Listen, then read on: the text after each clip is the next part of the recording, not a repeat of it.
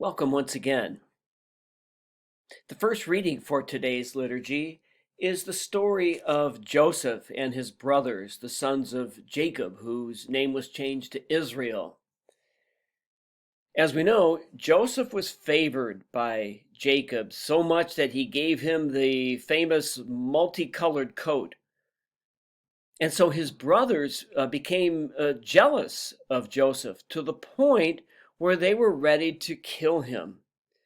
They didn't kill him, of course, but they sold him into slavery in Egypt. So great was their jealousy.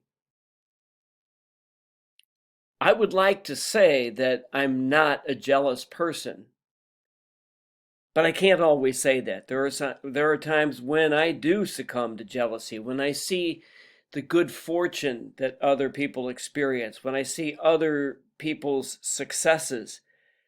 There's a piece of me inside of me that says, gee, that should be me, or why isn't that me, or why did they get that and not me?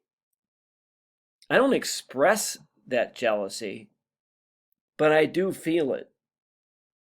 And so this story reminds me, and maybe reminds some of us, or even all of us, that there are times in our lives when we feel a little envious, when we feel a little jealous, when we feel like when someone else receives something, when good fortune comes their way, that there's a little piece of us that says, gee, why isn't that me? I deserve it more than they do.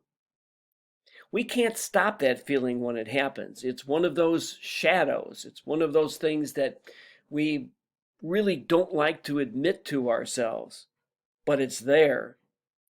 All we can do is be aware of it, be aware of that feeling, own that feeling so that we don't do what Joseph's brothers did and actually sell their brother into slavery, or in our own day, do something that wouldn't be beneficial to a loved one. Thank you for watching today. Have a safe and restful day today.